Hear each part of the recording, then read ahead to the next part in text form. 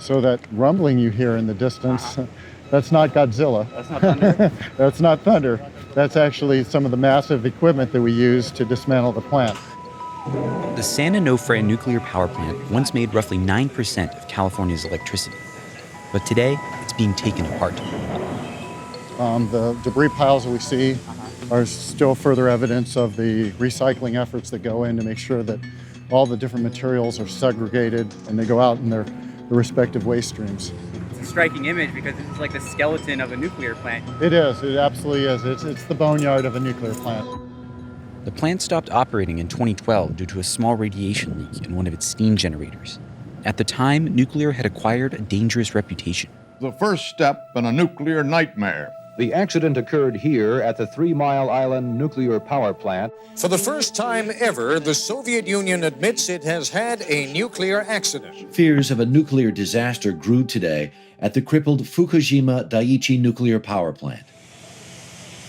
Facing expensive repairs, San Onofre's operator took it offline. I think when the public hears words like defect and leak at a nuclear power plant, that is scary. We're right on the coast. Fukushima comes to mind as, as something that could happen, potentially. If there had been a significant leak, which there was not, there are safety systems backed up by other safety systems to ensure that no leaks to the public would ever occur. This is entirely unlike Fukushima. It was more of an economic decision.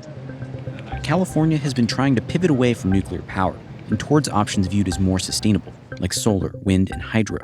But after San Onofre stopped operating, the state had to start burning fossil fuels to keep up with demand for electricity. Emissions went up 2%. California's last nuclear plant, Diablo Canyon, is scheduled to close by 2025. Now, campaigners are pushing state lawmakers to rethink their plans. Good morning. How are you guys? Can we give you a flyer? We are Mothers for Nuclear. We want to save Diablo Canyon and keep running it for as long as possible. Heather Hoff and Kristen Zaitz both work at the plant. They're leading the fight to keep it open.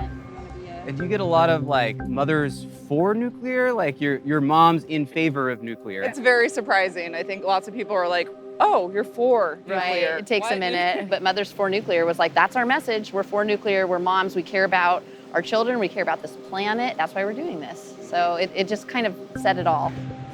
Save clean energy, Diablo Canyon power plant. They believe that sticking to nuclear energy is the key to holding off climate change and saving the environment for their kids.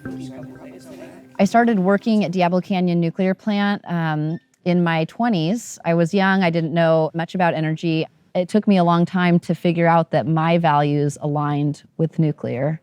We produce electricity that's carbon-free on a small land footprint, and that's pretty attractive to someone like me who cares about the environment. People are going to hear this group is advocating to keep nuclear power and going to say, you're self-interested. You want to keep yourself employed and keep this plant operating. I mean, kind of. You could say that, right? But actually, if I was advocating to keep my job, I would be advocating to shut the plant down because my job right now is in decommissioning. And I'm a civil engineer, and decommissioning is all about civil engineering. There's a lot of work for us to do there. But I'm not advocating for that. I'm advocating for the plant to continue operating because I care about reliable electricity for California. I care about low prices for Californians. I care about carbon-free electricity and, having more of it, not less of it. Diablo Canyon is located along a relatively pristine stretch of California's central coast. And not every mom buys the argument that nuclear is cleaner. Linda Seeley is a leader of Mothers for Peace, which has been against the plant since its construction. You've been fighting for almost 40 years to get this thing shut down. You thought it was going to close, and then... Boom, it won't die. But it has to. It is so impractical and dangerous to keep it open past its date. It's like our worst nightmare is sort of slowly coming to life. Why is it not as clean as the people who are supported say it is? The big part is the nuclear waste, and they're making more of it every day. It's like, oh, eat, drink, and be merry, and let's make more nuclear waste for people in 500 generations from now to live with. And that's the gift that we're giving them. And it's still a lot of energy that you got to make up the difference somehow if you turn this plant off. That's right. People in this country have sacrificed for the sake of like a better future. They've done that in the past. When I grew up, We had blackouts all the time. We just had a little drawer where we kept all our supplies because that's what happened with electricity. So you're okay with the lights going off for a little while every few days if this plant goes offline? You said it. Absolutely. The reality is, the US still gets almost 20% of its energy from nuclear plants, and replacing it won't be easy. Other countries like South Korea and Germany that have tried to move away from nuclear have been forced to reconsider. Earlier this year, dozens of scientific experts urged California Governor Gavin Newsom to keep Diablo Canyon open. One of them was Stephen Chu, former energy secretary under President Obama. The dialogue is rapidly changing. If you asked 5 years ago, or 10 years ago, there were many countries that were turning their back on nuclear. And then they thought, well, wait a minute, can we really go to zero? And now it's creeping back up. For the first time, the correct question is being asked. What do you want to do? You can't just will renewable energy and there will be no economic consequences, including climate change, which is long-term economic. Do you see nuclear as part of America's energy future in the long term? I do, but let me try to explain why. You can't go to 100% wind, solar, hydro. Maybe if you went up tenfold in hydro storage, you could do that. But we don't have enough energy storage that's week-long, even several days long, let alone seasonal storage. How much longer do you think Diablo Canyon should remain open? Well, as a minimum, at least 3, 4, 5, 10 years. My real hope would be that they would get a relicense for 20 years. Even if it does stay open, that won't solve the problem of what to do with nuclear waste.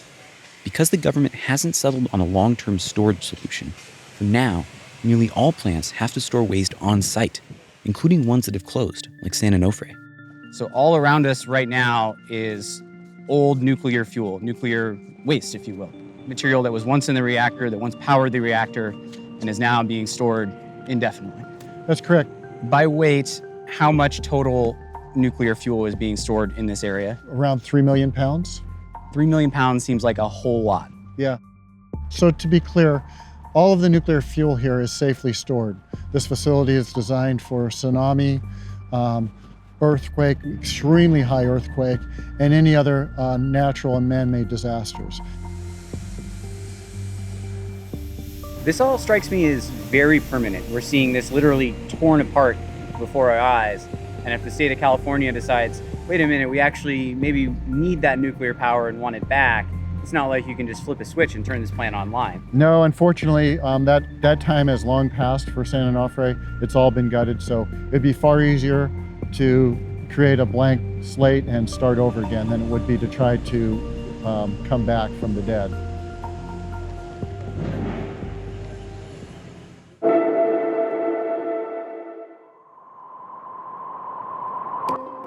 All right, I'm here in San Luis Obispo. We're trying to go see the Diablo Canyon power plant. We wanted to take a tour and see this plant up close. They wouldn't let us inside, so the only way to do it is with a boat. We're gonna go out and check it out. Go ahead. Michael? Good. Nice to meet you. Yeah, Keegan. Michael. Thanks for having me on Yeah, the boat. welcome aboard. Let's do it. Let's go see the power plant. All right, Michael, how far is it from the port to the power plant about? Just from the tip of the jetty here, we're looking at 6.4 miles. Right on the coast, it has its own harbor, and there is a perimeter we have to stay off a little bit because we'll get some warnings. You know, we don't want any guns aimed at us. No, not today. So we're gonna stay off and be safe about it. I've seen their security. It's like Navy SEAL dudes. Serious business? It's serious business. So we're pulling up close to Diablo Canyon right now, the power plant. And on my GPS, there is a 1 mile perimeter of unclassified restricted area. So we have to stay within that, on the other side of that line right there. So it's nice that it's on the GPS so we can actually see what we need to stay away from. Pretty striking how isolated this plant is. And we can see just rugged coastline, beautiful stretch of California with a nuclear power plant situated right on the ocean. I guess they like to put them on the water if they need clean source of steady water to cool the reactors. We're the exit of the intake. it pushes out warm water, and it's like a tropical forest up there because it's been hot water for so long. So you get like a lot of abalone and just lobster, all kinds of stuff. With the water around it, it's pretty cold. It's like changed the marine habitat. Yeah, it does. You're from this community. Do you think about the power plant at all? Like, is that? I mean, it's in the back of my head all the time. I mean, as somebody who makes their living on the water, do you worry that some sort of catastrophic accident happened and you're looking at ruining the water for everyone? It would destroy this area. It would. I feel like all the downwinds right here would destroy this community. Yeah, worst nightmare kind of situation. Yeah, my job is gone. So hopefully it doesn't happen. But it's in the back of my head. Okay.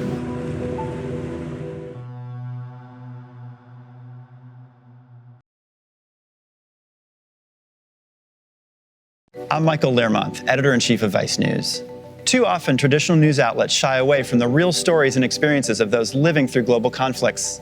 Not Vice News. Our reporters are on the ground, fearlessly covering the human stories that shape our world. You and millions of others can continue to read, watch, and listen to Vice News for free. But we hope you'll consider making a one-time or ongoing contribution of any size at vice.com/contribute. Every contribution, no matter how big or small, helps support the journalism Vice News brings to you every day. Thank you.